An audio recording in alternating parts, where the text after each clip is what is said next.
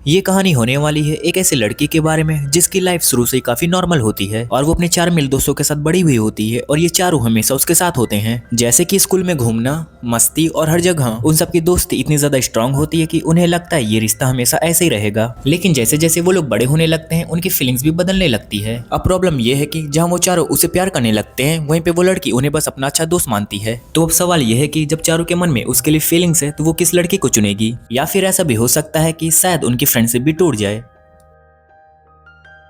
तो कहानी की शुरुआत होती है और हमें एक लड़की दिखाई जाती है और वो उदास होकर कह रही होती है कि ये मेरे लाइफ का सबसे खराब बर्थडे है। तभी उसके फोन पर एक ईमेल आता है जिसमें लिखा होता है कि साल खत्म होने से पहले काम पूरा करो। इसी बीच वहाँ से कुछ हाई स्कूल स्टूडेंट्स गुजरते हैं और उन्हें देखकर उसे अपने हाई स्कूल डेज याद आने लगते हैं। वो कहती है कि उस समय मुझे एहसास ही नहीं हुआ था कि मेरा हाई स्कूल लाइफ कितना अच्छा था। फिर कहानी पास्ट में चली जाती है। डेट 1 जुलाई 2020, आज उसका बर्थडे था। वो एक लड़की के साथ जमीन पर सो रही होती है और तभी उसके डैड उसके लिए लंच लेकर आते हैं। उन्हें देखकर वो जोर से चिल्लाते हैं कि मिज़ुहो, मुझे पता है कि तुम दोनों चाइल्डहुड फ्रेंड्स हो, लेकिन इस तरह बच्चों की तरह साथ में सोना ठीक नहीं है। इस पर मिज़ुहो कहती है कि आप बेकार में टेंशन ले रहे हैं, मैंने इसे अपने मांगा के मॉडल बनने को कहा था और वैसे भी मैं इसे अपने छोटे भाई जैसा मानती हूँ। तभी वो लड़का जिसका नाम किजुकी होता है वो अपनी टी शर्ट पहन लेता है और जाते हुए मिज़ुको के डैड को वहाँ रुकने देने के लिए थैंक्स बोलता है। इस पर उसके डैड कहते हैं कि तुम्हारा लंच टेबल पर रखा हुआ है और इतना कहकर वो वहाँ से चले जाते हैं। इसके बाद मिज़ुहो कहती है कि लगता है डैड पूरी तरह आज मेरा बर्थडे भूल गए हैं। फिर वो बताती है कि वो अपने 4 दोस्तों के साथ बड़ी हुई है और उनकी फ्रेंडशिप को 10 साल से भी ज्यादा हो चुके हैं। कुछ समय बाद वो स्कूल जाने के लिए घर से बाहर निकलती है जहाँ उसके 4 दोस्त उसका वेट कर रहे होते हैं। फिर वो उनके साथ स्कूल चली जाती है। मिज़ुहो बताती है कि हमारे बीच कोई भी बात सीक्रेट नहीं रहती, हम लोग लगभग सिबलिंग्स की तरह हैं और हमारी एज भी सेम है और हम लोग हाई स्कूल के सेकंड ईयर में पढ़ते हैं। फिर वो लोग साथ में बैठे हुए होते हैं और तभी सुको कहता है कि मिज़ुहो, आज भी तुमने मेकअप नहीं किया ना, इसलिए तुमने ग्लासेस पहन रखी है, लेकिन इससे कुछ भी नहीं बदलने वाला। ये सुन के मिज़ुहो अपने कान बंद कर लेती है और उसे चुप रहने के लिए कहती है। तभी अरु बोलता है कि ये जरूर फिर से अपने मांगा पर काम कर रही होगी। फिर सीन उसे पढ़ाई पर ध्यान देने के लिए कहता है, जिसमें मिज़ुहो जवाब देती है कि तुम तो बिल्कुल किताबी कीड़े हो, हमेशा सिर्फ पढ़ाई के बारे में बात करते रहते हो। इस पर वो कहता है कि फिर टेस्ट के समय मेरे पास रोते हुए मत आना। मिज़ुहो हंसते हुए कहती है कि दुनिया में पढ़ाई के अलावा कई इंपॉर्टेंट चीजें होती हैं, जैसे कि लव और फ्रेंडशिप। इसके बाद हमें ट्रेन का सीन दिखाया जाता है जहाँ पे सब लोग आराम से बात कर रहे होते हैं। तभी मिज़ुहो को किजुकी की बैग की जिप खुली दिखाई देती है तो वो उसे बंद करते हुए कहती है कि ये बड़ा हो गया है, लेकिन सिर्फ हाइट में। तभी आयरो किजुकी से पूछता है कि क्या आज तुम्हारी स्विमिंग प्रैक्टिस है। इस पर किजुकी हाँ कहता है। फिर आयरो मिजुकी को चिढ़ाते हुए कहता है कि आज तुम अपने साइतो सेंपाई को देखने जा सकती हो। ये सुनकर मिज़ुहो थोड़ा एम्बैरेस हो जाती है। उसके बाद किजुकी अपनी स्विमिंग प्रैक्टिस के लिए चला जाता है। उसे देखकर वहाँ की लगभग सारी गर्ल्स उसी को देखने लगती हैं और मिज़ुहो भी अनजाने में उसे देखने लगती है। तभी किजुकी अपनी शर्ट निकालता है और ये देखकर वहाँ की सारी लड़कियां पागल हो जाती हैं। इसी बीच किसी लड़की का हाथ मिज़ुहो से टकरा जाता है और उसका ग्लासेस टूट जाता है। तभी कुछ लड़कियां आपस में बात कर रही होती हैं कि साइतो सेंपाई स्विमिंग छोड़ रहे हैं क्योंकि national high school sports games cancel हो गए हैं। ये सुनकर मिज़ुहो काफी सैड हो जाती है और वो कहती है कि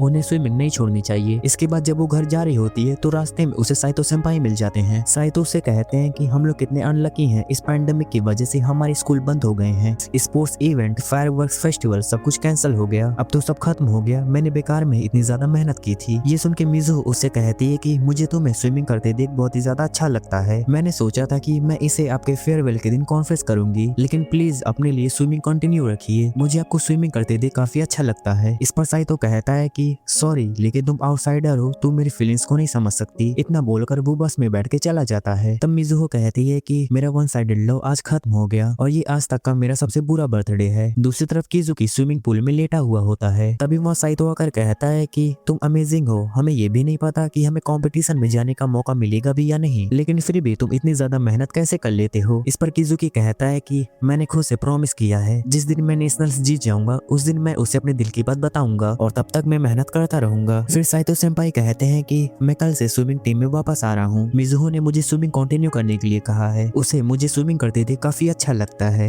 वैसे वो तुम्हारी चाइल्डहुड फ्रेंड है ना। इस पर किजुकी कहता है कि वो सिर्फ मेरे चाइल्डहुड फ्रेंड नहीं है, वो मेरे लिए एक वुमेन है, इसलिए अच्छा यही होगा कि तुम उससे दूर रहो। फिर सीन चेंज होता है और जैसे ही मिज़ू अपने रूम का दरवाजा खोलती है उसके चारों फ्रेंड्स उसको बर्थडे विश करते हैं और ये देखकर वो खुशी के मारे रोने लगती है। तभी सीन कहता है कि मैंने तुम लोगों को ऐसा करने से मना किया था। फिर सुगो किजुकी से केक लाने के लिए कहता है। तभी मिज़ुहो कहती है कि मैं बहुत खुश हूँ और वो सबको थैंक यू बोलती है। फिर आयरू उसका रोते हुए फोटो क्लिक कर लेता है जिस पर मिज़ुहो उस पर गुस्सा करने लगती है। तभी आयरू कहता है कि इस बार फायरवर्क्स फेस्टिवल भी कैंसिल हो गया है, इसलिए हम अभी बहुत सारी फोटो क्लिक कर लेते हैं। इसके बाद मिज़ुहो केक लेकर जा रही होती है। तभी वो किजुकी से पूछती है इस बार मुझे क्या विश मांगनी चाहिए। तभी किजुकी कहता है कि मिज़ुहो क्या तुम घर जाने से पहले रो रही थी। इस पर वो कहती है कि तुम क्या बकवास कर रहे हो। तभी किजुकी उसके ग्लासेस को उतारते हुए कहता है कि तुम भले चश्मा पहनती हो लेकिन फिर भी मैं सब समझ सकता हूँ। फिर वो कैंडल्स बुझा देता है और वो कहता है कि मैं विश मांगता हूँ कि मैं तुम्हारा बॉयफ्रेंड बनूं। और ये सुन के मिज़ुहो बिल्कुल हैरान रह जाती है। इसके बाद सभी लोग मिलकर ड्रिंक करने लगते हैं। तभी सुगो मिज़ुहो से पूछता है तुम और किजुकी अकेले में क्या कर रहे थे। इस पर मिज़ुहो कुछ भी नहीं बोल पाती। तभी आयरू मजाक में कहता है कि शायद किजुकी उसे मैरिज के लिए पूछ रहा होगा जैसे तुम पहले किया करते थे। इस पर सुगो कहता है कि उस टाइम में बचा था यार और मुझे पता ही नहीं था कि दुनिया में और भी सारी लड़कियां एग्जिस्ट करती हैं, वो मेरा पास्ट था। तभी सीन देखता है कि मिज़ुहो के फेस पर क्रीम लगा हुआ है और वो उसे साफ करने के लिए अपना हैंकरचीफ देता है, लेकिन तभी किजुकी आगे बढ़कर अपने हाथ से ही वो क्रीम साफ कर देता है और वो उसे खुद खा लेता है। और ये देखकर सीन पूरी तरह चौंक जाता है। अगले दिन जब मिज़ुहो बाहर जाती है तो उसके सभी फ्रेंड्स हैरान रह जाते हैं क्योंकि आज उसने ग्लासेस नहीं पहने थे और वो काफी ज्यादा सुंदर लग रही थी। तभी आयरू और सुगो उसकी कॉम्प्लीमेंट करने लगते हैं। फिर वो लोग सिन से भी कहते हैं कि वो भी मिज़ुहो को कुछ बोले तो सिन कहता है कि तुम कुछ भी कर लो लेकिन बेवकूफ तो बेवकूफ ही रहेगी। और ये सुन के सब लोग हंसने लगते हैं। तभी किजुकी कहता है कि तुम आज बहुत ही ज्यादा क्यूट लग रही हो और ये सुन के सब लोग शॉक हो जाते हैं। और इसके बाद मिज़ुहो क्लासरूम में बोर्ड साफ कर रही होती है। तभी उसे किजुकी की बात याद आती है तो वो सोचती है कि शायद उस दिन मैं रो रही थी इसलिए किजुकी ने मेरा मुंह ठीक करने के लिए ऐसा कहा होगा। तभी वो बोर्ड के ऊपर तक नहीं पहुंच पाती और तभी किजुकी उसकी मदद कर देता है और किजुकी को अपने इतना पास देकर मिज़ुहो को कुछ थोड़ा अलग फील होने लगता है। फिर सीन शिफ्ट होता है जहाँ पर किजुकी आयरू को ब्रोकली खिला रहा होता है और बाकी लड़कियां उन्हें हैरानी से देख रही होती हैं। तभी सिन कहता है कि तुम्हें ब्रोकली नहीं पसंद है तो इसका मतलब ये नहीं कि तुम उसे आयरू को खिला दो। वही दूसरी तरफ आज मिज़ुहो अपने दूसरे फ्रेंड चिका के साथ लंच कर रही होती है तो चिका उसे पूछती है कि तो तुम आज उसके साथ लंच क्यों नहीं कर रही। इस पर मिज़ुहो कहती है कि आज मेरा मन था कि मैं तुम्हारे साथ खाना खाऊं। तब चिका कहती है कि थोड़ा उस पर नजर रखो कहीं उसके फ्रेंड्स तुम्हें उसे दूर न कर दें। इस पर मिज़ुहो कहती है ये तो पॉसिबल ही नहीं है। तभी वहाँ पर दो लड़कियां आती हैं और मिज़ुहो को कुकीज देते हुए कहती हैं कि क्या तुम ये किजुकी को दे दोगी। मिज़ुहो कहती है वो तो सामने बैठा है ना, तुम खुद क्यों नहीं दे देती। तो वो कहती है कि हम ऐसा नहीं कर सकते, हम तो उससे नजर भी नहीं मिला पाते। और ये कहकर वो कुकीज मिज़ुहो को देकर वहाँ से भाग जाती हैं। फिर मिज़ुहो को बचपन की बातें याद आने लगती हैं। जब किजुकी छोटा था तो वो हमेशा रोता रहता था और मिज़ुहो को कहीं दूर नहीं जाने देता था। साथ ही उसे मिज़ुहो का मांगा ड्राइंग भी काफी पसंद था। अब सीन शिफ्ट होता है जहाँ पर मिज़ुहो अपने टीचर को अपना मांगा दिखाती है तो टीचर कहते हैं कि ये कुछ खास नहीं है, तुम्हें स्कूल लव स्टोरी पर मांगा बनाना चाहिए। इस पर मिज़ुहो कहती है कि मैं ऐसे नहीं कर सकती क्योंकि मैंने अपना लव एक्सपीरियंस ही नहीं किया है। तो टीचर कहते हैं कि ये सच नहीं है, तुम एक हाई स्कूल स्टूडेंट हो और इस एज में सब कुछ एक्साइटिंग होता है, बस तुमने कभी इसे नोटिस नहीं किया। ये सुन के मिज़ुहो थोड़ा निराश होकर बाहर चली जाती है और बाहर आयरू उसका वेट कर रहा होता है। फिर वो उसे कुछ मेकअप प्रोडक्ट्स देता है लेकिन मिज़ुहो को कुछ ज्यादा पसंद नहीं आता तो उसका मुंह ठीक करने के लिए आयरू उसे डिनर पर ले जाने का प्रॉमिस करता है। तभी मिज़ुहो पूछती है कि क्या हर साल लोगों के लिए एक्साइटिंग होता है। वो कहती है कि मैं हमेशा से चाहती थी कि जिसे मैं पसंद करती हूँ मैं उसके साथ फायरवर्क्स फेस्टिवल देखने जाऊँ, लेकिन पैंडेमिक की वजह से वो फेस्टिवल कैंसिल हो गया। वो मन ही मन में सोचती है कि शायद तो सेंपाई ने मुझे रिजेक्ट कर दिया। फिर वो कुकीज आयरू को देते हुए कहती है कि इसे किजुकी को दे देना। तब आयरू पूछता है जब दूसरी लड़कियां किजुकी के करीब जाने की कोशिश करती हैं तो तुम्हें बुरा नहीं लगता। इस पर मिज़ुहो कहती है मुझे बुरा क्यों लगेगा। तो आयरू कहता है कि तो फिर जाओ खुद ही दे दो, वो अभी भी स्विमिंग प्रैक्टिस कर रहा होगा। तब मिज़ुहो वहाँ जाते हुए सोचती है कि मुझे आयरू को समझाना चाहिए कि मैं किजुकी के साथ अकेले नहीं रहना चाहती। तभी किजुकी उसे देख लेता है और कहता है क्या तुम साथ में घर जाना चाहती हो। तभी मिज़ुहो कुकीज निकाल कर उसे दे देती है तो किजुकी कहता है क्या ये तुमने बनाई है, मैं बहुत ही ज्यादा खुश हूँ। इस पर मिज़ुहो कहती है कि